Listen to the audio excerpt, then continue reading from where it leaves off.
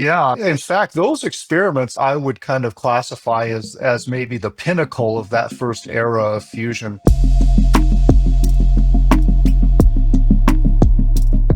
Hi, Scott. Welcome to the Fusion Forward podcast. It's great to have you here. For the people in Fusion, you don't really need an introduction, but for people new to the space, I think it would be good for you to chat a little bit about your background. Over to you, Scott. Thank you, Alex. Thank you for having me on this Fusion Forward podcast. Yeah, just a little background for myself. I've been working in fusion for a long time. Got interested in fusion even as a high schooler, I would say. But for most of my career, I was a fusion research scientist, a plasma physics scientist. Spent most of my professional research career at Los Alamos National Lab. But then I got recruited into the government. I went to the U.S. Department of Energy Advanced Research Projects Agency for Energy, ARPA-E, where I eventually ended up funding over 40 and even nearly 50 R&D projects to support the acceleration of fusion commercialization, and then moved over to DOE headquarters where I was lead fusion coordinator and helped develop the nation's strategy toward, again, accelerating fusion commercialization by shifting the program to emphasize public-private partnerships and working toward industry-led fusion pilot plant. And recently, I joined Lowercarbon Capital, a venture capital firm that's invested broadly across kind of climate hard tech, but in particular and of relevance to this conversation, Lower Carbon is the first venture firm to have a large dedicated fusion venture fund. We call it Q greater than one, and that fund is invested into 8 fusion companies now, which I have the pleasure of working with. Incredible. So I think today we'll talk about a topic that parallels your industry, which is the journey from science to commercialization for fusion. And I think the US has been the epicenter for a lot of these activities in the previous decade. So I think it would be cool for us to step through that chronology to where we are today. Sounds fun. Yeah, amazing. So if we take it back to kind of the beginning and foundations, in the early 40s, some of the early underpinning research that happened came from the Manhattan Project. But then in some of the preceding decades, in the 50s, we started to see the scientific community building the foundations of plasma physics as a discipline. Do you want to talk a bit about what was happening in that time and some of the interesting experiments that emerged? Yeah, absolutely. Yeah, I think if we look back historically, as soon as I think people understood fusion and knew it was possible, very quickly humanity turned its attention to fusion as a potential energy source, a very long-term sustainable energy source. So the first fusion experiments indeed came on the scene, controlled fusion experiments came on the scene in the 50s in several countries, actually, not just the United States, but the United Kingdom, then Soviet Union, especially. A lot of progress was made in the early days. And I would say, and also it was interesting because early on in the 50s, the work was actually classified, so people didn't really know what each other was doing until the late 50s when fusion became declassified. And I would say after that, the progress in the field really started to accelerate scientifically. Great. So with that move, I know that the US, they had kind of a flagship experiment, TFTR, and simultaneously or within, a similar time period in the UK, there was JET. What was important about these types of experiments? What was kind of the step change in fusion to building these large scale experiments? Yeah, in fact, those experiments I would kind of classify as maybe the pinnacle of that first era of fusion. In fact, the entire scientific discipline of plasma physics was largely established in order to advance fusion science and to control fusion plasmas. Through the 60s and 70s, people started to understand how to form plasmas, how to mitigate and control the various instabilities that plasmas would have, and also to improve the confinement of energy and heat in the plasma. And that's what allowed, different experiments around the world to reach fusion relevant temperatures, 100 million degrees or more. That required keeping the plasma stable. It required us to invent heating methods and confinement methods for the plasmas, for example, using magnetic fields or laser inertial confinement. And so it was really a couple decades of work that got us to the point where you can contemplate experiments like TFTR and JET, which, were started actually in the early 80s or even late 70s. And then it took a period of 10 plus, nearly 20 years for those experiments to reach their, penultimate accomplishments of near Q=1 performance, or in other words, the heating power was about similar order to the fusion energy being released. So that was a big, big accomplishment by the mid-early 1990s. So I mentioned these two kind of cross-Atlantic experiments being TFTR and JET. Was there collaboration between between the US and the pursuit that was going on in the EU, or was the US kind of focused on its own program? Yeah, absolutely. Fusion historically has been a very collaborative endeavor, international and collaborative endeavor. Absolutely. I mean, the scientific exchanges, the development of computer tools, of diagnostics, it was very international endeavor. So kind of the successor to TFTR and JET was the ITER project. How did that journey come about from those experiments to this international collaboration? That's a great question. And I think maybe more than meets the eye as well. During that time in the 90s, when TFTR and JET were, achieving their record performance, the US certainly had plans to build the next device, to kind of enter the burning plasma regime, where Q, say exceeded one and even several, right? Where the alpha heating starts to dominate over the external heating. That was clearly the next scientific step for the development of fusion. The US even had multiple designs. In fact, when I was at graduate school at Princeton, we learned all about the ensuing designs, but unfortunately, these designs were not funded by the government. And part of the issue, there's a lot of history here that's worth kind of looking at. Part of the issue was, at the time, the need for fusion as an energy source was perhaps not quite as urgent as it is today. And the government funding, of course, goes up and down with the sense of urgency felt by the constituents. So unfortunately, in the 1990s, the ambition to develop fusion on a timescale actually started to diminish, despite the great achievements of TFTR and JET. So unfortunately, we became a scientific program by the late 90s. And so the designs that I think in hindsight now, we know would have worked. We would have probably achieved a burning plasma, even by the late first decade of this century, had we proceeded with those plans. But instead, there was not the appetite to fund individual domestic experiments at the scale needed. And that's really how the world turned its attention to ITER. I mean, of course, it bears saying that ITER as an idea first began even in the 80s, with Reagan and Gorbachev agreeing for the Soviets and the US to work together. There was a lot was going on to lead us to the point of having a multinational ITER effort. So in parallel to some of those pursuits, there was not only the magnetic confinement tradition, but also there was, inertial experiments that were happening in the US. And I believe, around this transition period towards, the 1990s and beyond, the Lawrence Livermore National Lab National Ignition Facility experiment emerged. What was the kind of thinking around that? And, with regards to how it ties into commercialization and the science that came out of that? Throughout most of controlled fusion history in the US, laser inertial fusion and magnetic confinement fusion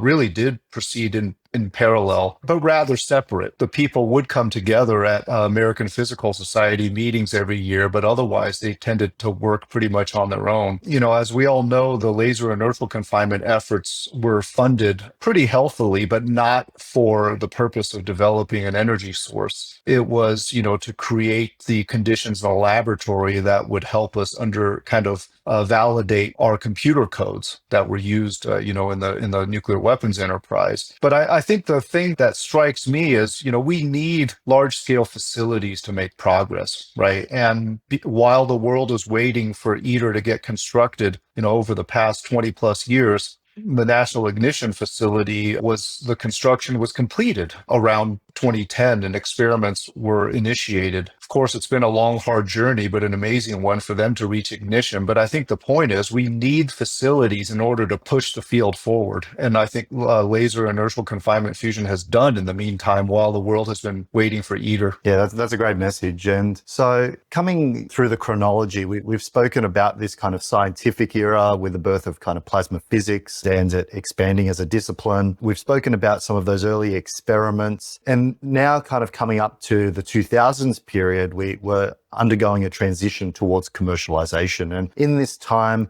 there was the emergence of some private sector participation in fusion. What was the catalyst for this? Great question. Again, I think there was a lot going on during that period. So as I mentioned earlier, around the late 90s, the US decided to reorient its fusion energy research program to be a science program and not an energy development program. And so we turned our attention to, kind of pushing the understanding of fusion relevant plasmas. We had existing facilities, for example, the D3D device at General Atomics, Princeton Plasma Physics Lab had initiated a new experiment, the NSTX, National Spherical Torus Experiment device. And so people were doing very high quality, plasma confinement studies, learning about, new instabilities, continuously pushing performance and exquisite control of fusion relevant plasmas, improving our diagnostic tools, improving our computer codes. But I also think people realize we were not really getting a lick closer to putting fusion energy on the grid. And I think certainly speaking for myself, I think there was a growing sense of frustration, especially also speaking for myself and my contemporaries. We were at the outset of our careers at that time, our research careers in fusion, and right around the turn of the century. We wanted to put fusion on the grid. That's why we went into the field. And I think there were a number of people in the private sector that started to feel that way too. I'll point to TAE Technologies, formerly TriAlpha, and General Fusion, who really plowed the ground in the late 90s and early 2000s to kind of strike on their own, especially because the government funding wasn't there to look at some of these other approaches that were not quite as mature scientifically, but perhaps had some other attractive features that if you can overcome the science, there may be attractive paths to energy on the grid. So those are some elements that fed into the effort to start looking at commercialization. But then I think as you progressed more into the last decade, the progress, the scientific and the technology, especially in the enabling technologies of fusion, started, we're really progressing kind of behind the scenes. High temperature superconducting tape and then magnets, I think, is probably the most obvious example of that. That kind of changed the way that we could think about doing fusion, smaller, cheaper, faster, maybe. Many of the private fusion companies you see today have seized onto some science or technological development that didn't exist 20 plus years ago as their kind of, reason for proceeding. And then in the very recent decade, last even half decade, then the energy landscape started to shift.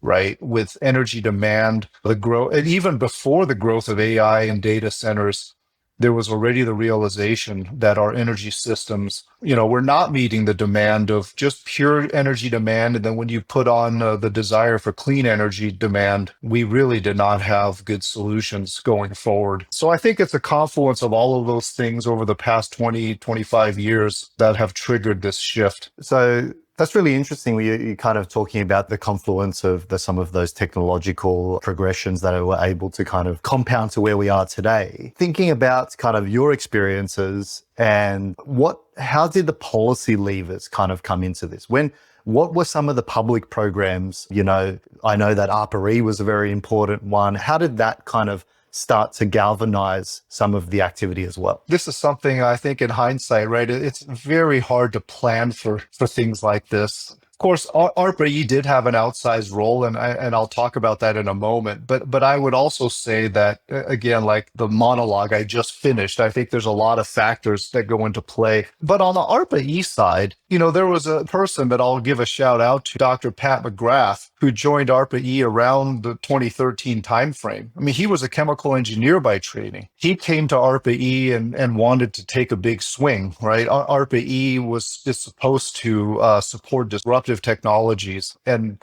take high risk for high reward outcomes. And so in his mind, even though he was entirely new to fusion, he decided that, hey, if ARPA-E can't do fusion, then why does ARPA-E even exist? And so it took somebody like Pat to show up for ARPA-E to have entered the fusion picture. And then I think once ARPA-E did, and then together joining forces with a few private companies that existed at the time, again, remember, this was over 10, 12 years ago. There's nothing like what you see today. There was a handful of fusion companies, less than, a few $100 million total had been invested in fusion companies at the time. But ARPA-E and the few fusion companies that existed at the time became very synergistic in the way that we talked about fusion. We wanted to focus on fusion as an eventual energy source and a commercial energy source, very importantly, meaning that, and I always like to repeat one of ARPA-E's mantras, which is, if it works, will it matter? So we were very much focused on not only helping fusion, work as soon as possible, but in a way that actually mattered for commercial markets. And that is, in fact, exactly how Pat launched,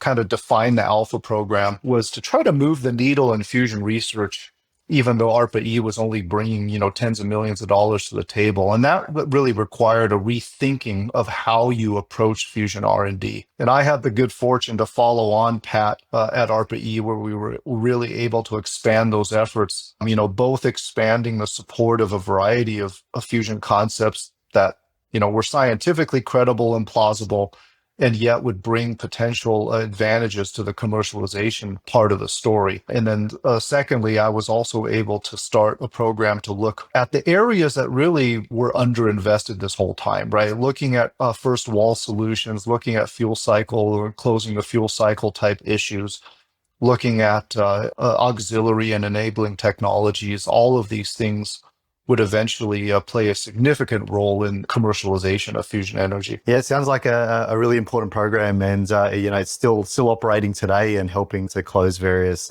technology and commercialization gaps. So that's really good to hear. Yeah. But I think going back to your original question, it's like, what did that do though, right? So that this is a period from about 2013, 2014, leading up to about 2021 timeframe. 2020 to 21 was about the time that I launched my programs at ARPA-E and teams started to get to work. I would say around that time, kind of around the 2020 timeframe, these types of conversations about the commercial aspects, the commercialization aspects of fusion, the attention to cost, the attention to markets where fusion could actually be adopted, these conversations started to spill over into the broader fusion conversation, right? For most of the 2010s, these conversations were, I would say, more niche. It was the ARPA-E community and it was the few private companies that existed at the time that really talked about fusion in this way. The rest of the world, frankly, was basically still doing what it had been doing the past 20 years, right? Which was doing very good fusion science, preparing for ITER, pushing the ability, our predictive capability on the world-leading tokamaks.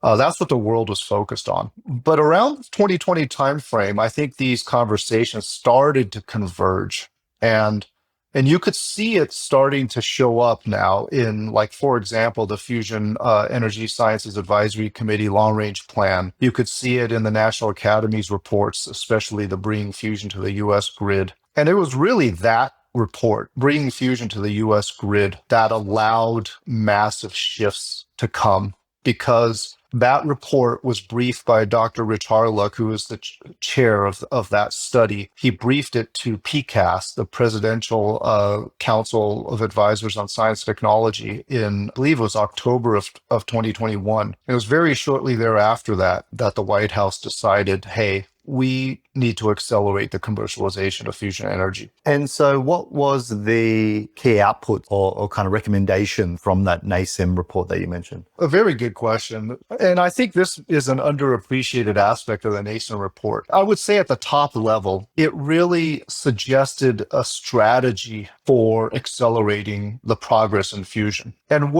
because world programs had been focused on what I call the ITER demo pathway, right? ITER would work, And then national governments would do follow-on demo projects. And these national scale demo projects had higher requirements in the sense of like availability and performance specs, so that you would have to de-risk a lot of things ahead of time before you even contemplated designing and building the demo. And that naturally extended the timeline way out there, like beyond 2050. What the National Academy's report did is it said, hey, we think we understand enough about plasma science and even some of the underlying technologies that we should build a fusion pilot plant, meaning that this thing like might barely work, have very low availability, but it would put power on the grid. And it would come close to closing the fuel cycle, even if not perfect and even if not commercially competitive.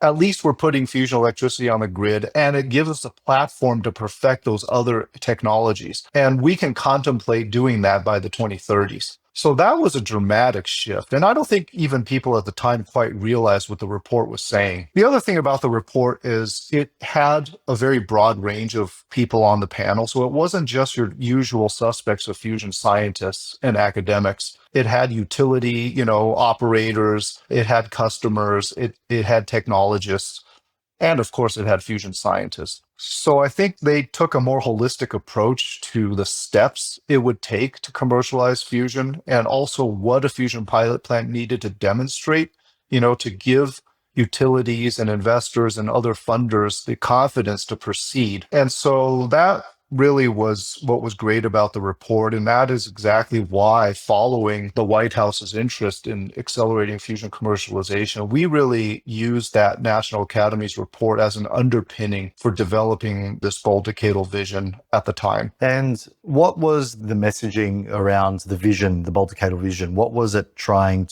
what did it articulate? I think it basically said, let's try to get fusion electricity on the grid, on a decadal time scale. But very importantly, that it should be industry-led, government-enabled, but industry-led. So that represented a very significant departure from all world fusion programs at the time. That this was about recognizing that we were not asking for a Apollo program, for example, for fusion, right? This was not about the US government putting up 1% of its GDP to solve fusion as fast as possible. This was about leveraging the already billions of dollars that private investors had put into fusion companies, and to see how we can work together, to put a fusion electricity on the grid in about a decade. And then also recognizing that if we are going to shift beyond a purely scientific program, that we had to start thinking about the other aspects, right, of what it takes to, to add a new commercial energy source into the mix. Things like permitting and regulatory and supply chains and, other broader policy needs around fusion commercialization. That was really my job, right? I got brought over then from ARPA-E into the headquarters of the U.S. Department of Energy to start coordinating these broader issues so that we could, in fact, support an industry-led fusion demonstration in a decade. Out of curiosity, how do you actually architect a shift like that within the government, within the White House? Like, what are the conversations that need to happen? Who needs to be involved? Talk about that journey. It really takes a village and even a nation, I would say. But it starts from the top, right? Actually, I would say it starts from the top, but it also starts from the bottom. You really need both. The White House support of doing this was irreplaceable. I mean, in fact, that's the thing we never had before, at least not during my career, which spans over 30 years now in fusion. Without that top level declaration of support, it's very hard, I think, to to kind of shift policy like that. So but that's not sufficient. It's necessary, but not sufficient. You also need the cognizant agencies, in this case, U.S. Department of Energy, to get on board and do something about it. Right. And so I think appointing me as the lead fusion coordinator was part of that, but that certainly was not and is not sufficient. You also need Congress to get on board with appropriating the needed funds to support such an ambition. We're still working on that. And you need to galvanize the entire field of people, to get behind the ambition as well, right? And that's not very easy also, to get people to, kind of shift the way they think about how they're pursuing their own work. So all of that's needed. And even within the government, there was a lot of education that needed to be done, right? Unfortunately, if you weren't paying attention to fusion over the last decade or more, you were probably still under the impression that, fusion is still a big science project only, right? Of course, ITER is a big science project, but the fact that there's so much other stuff going on, that was not really known, I think, to the general person, whether they were highly educated or not. And so it took quite a lot of work to convince people that fusion was at a point where it was worth contemplating this bigger swing for the fences. But with the support of the White House and with the support of DOE leadership, we were at least able to have those conversations and then start, kind of advancing these conversations. Yeah, that's great. And when looking in a little bit deeper and thinking about, some of the programs that have kind of flowed on from some of these policies, I know that you were instrumental in something called the Milestone Program. Can you share some insights around how that fits into this vision and also into the broader commercialization agenda for fusion? Yeah, absolutely. So the Milestone Program is another thing that has a pretty rich history, even though it kind of launching the Milestone Program after the White House, kind of got involved in 21, 22. But in fact, the Fusion Industry Association had been arguing for such a program for about at least 3 years prior to that, if not even more. So getting it into authorization language and then even getting its first appropriation, I believe it was fiscal year 2022, those were critically important. Without those two things, it would have been very difficult for the DOE to launch that program. So there's a lot of groundwork done. And of course, I have to acknowledge all the way back to NASA and the COTS program, Commercial Orbital Transportation Services program, that, among other things, led to the success of SpaceX. And that was really the model that the fusion industry was pointing to. So again, this thing has a pretty rich history, but getting more to the point here, because all of that groundwork was in place in 2022, we were able to hit the ground running. So essentially, as soon as I was appointed lead fusion coordinator in April of 22, that was recognized to be the first flagship action of the bold decadal vision, as we had to set up the right program and the right platform that would allow industry-led fusion pilot plan on a decadal timescale, right? How do you set up the public-private partnerships? How do you overcome, whether it's policy or contracting gaps in the way DOE awarded funding, to attract the greatest and the most effective possible private participation? Those were the policy objectives of the Milestone Program. And so I very much look to the precedents of the NASA COTS program. We look to the National Academy's report as in terms of like how to implement not how to implement the program, but what the program should achieve, right? What things had to be demonstrated on the way to a fusion pilot plant. That's where the National Academy's report really came in handy. And then I also want to give a shout out, to several people without whom we probably couldn't have done this. Sam Wurzel was one. He was ARPA-E Techno-Market Advisor at the time for fusion. He brought a significantly deep understanding of the way investors and private companies thought about this whole endeavor. I had Rich Harlick as a government contractor now at the time, also working with us to really make sure that we implemented the best parts of what the National Academy's report was saying. And we had the support of DOE leadership, right, to kind of push this program through come hell or high water. I mean, if you look back on it, of course, at the time, I was thinking this is taking a while, but from the time we started working on the program to announcing it, it was 3 months. And, I think it was some pretty heady times. We were coming out of COVID then, but I kind of locked myself at home that whole summer of 2022, getting this program defined and to the point where we were ready to announce it in September. It's a productive program, and also it's the envy of many countries around the world in how it's architected, put together, and some of its outcomes it's achieving. So it's a very good outcome for the industry. Yeah. I should also mention, in June of 22, we held a workshop. If I remember correctly, it was called Fusion Energy Development via Public-Private Partnerships. And I think, some of the practices we were trying to set at the time was that all the conversations going forward should involve our public sector and our private sector, right? Our national labs, our universities, and the private companies, as well as kind of a broader set of stakeholders.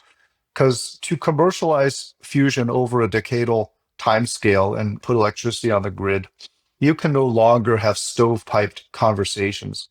And you really needed all the voices in the room providing input. And so that's what we aimed for in this first workshop in June of 22. And we collected a significant amount of opinions and input and feedback. And we used all of it, to shape the milestone program and then other aspects of the fusion commercialization efforts that DOE was, worked on subsequently. And the coming years, so in the last couple of years, I know that there's been kind of a translation of that vision into a strategy, and then there's been the emergence of a roadmap. What's the importance of these documents and these initiatives? I think there's a couple things. There was a broader strategy that we put out in 24. And the key point about that strategy was, of course, we had to close the remaining, science and technology gaps. That is the focus of the Office of Fusion Energy Sciences. But the strategy, emphasized that we had to look at other aspects of getting, of commercializing fusion. So,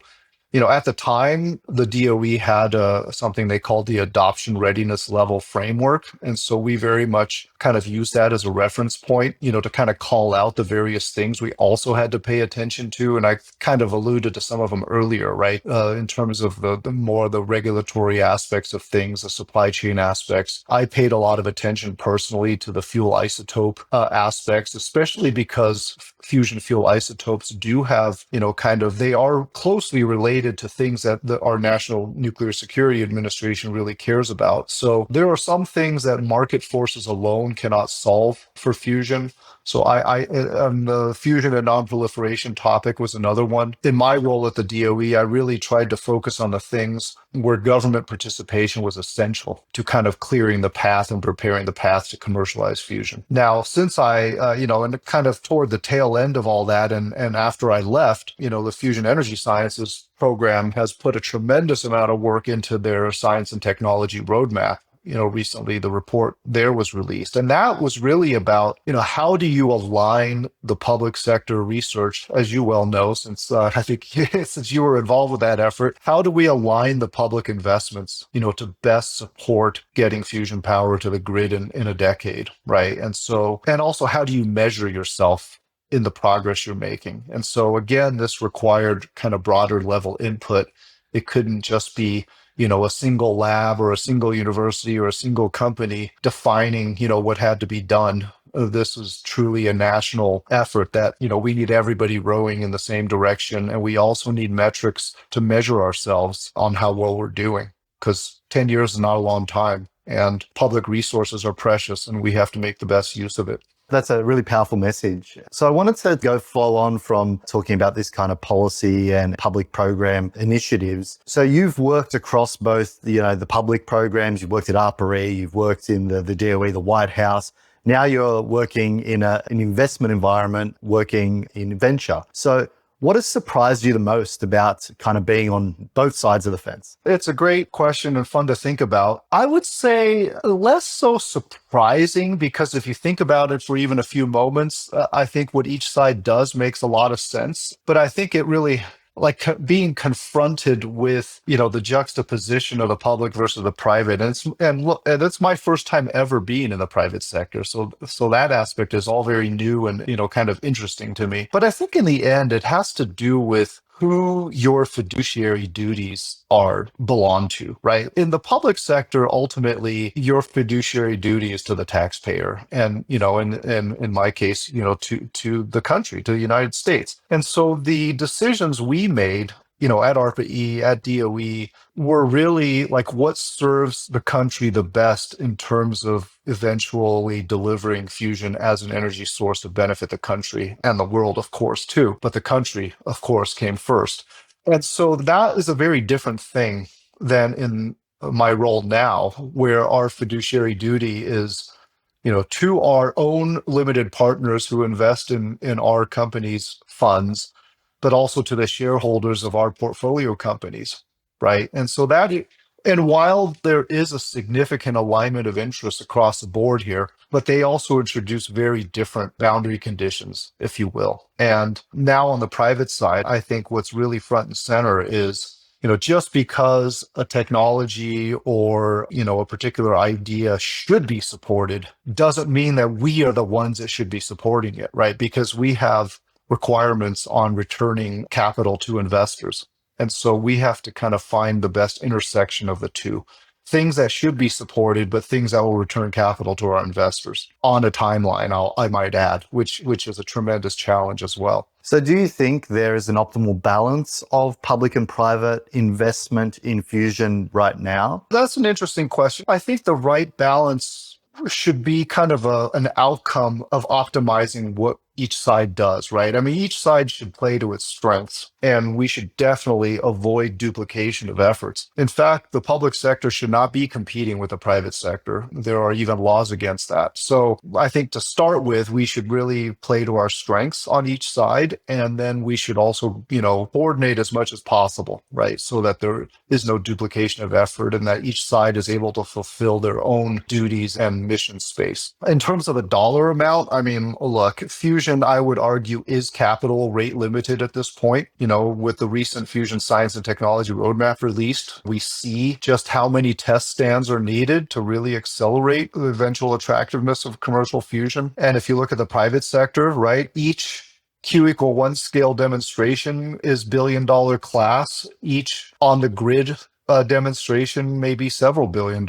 So now, of course, we're not necessarily going to have 10 companies each doing those things over the next decade. But in the decisions I made at the DOE and even now, I certainly think it's plausible and desirable to have, say, 2 to 3 companies, and preferably with a diverse range of concepts, getting to that point. So you can easily see that, just getting to those demonstrations, not even talking about building supply chains, that you could probably use tens of billions of dollars, to get to that point. And to really scale up the supply chain in parallel is probably at least double that. So in your roles, you've had probably some unprecedented visibility of fusion across, all aspects of the industry. Do you think there's anything that's underappreciated or unrecognized? Are there any sleeping giants you would like people to know about? You mean from a technical standpoint? Either technical, could be market, could be financial, whatever you think is interesting. I have kind of lived and breathed this stuff broadly for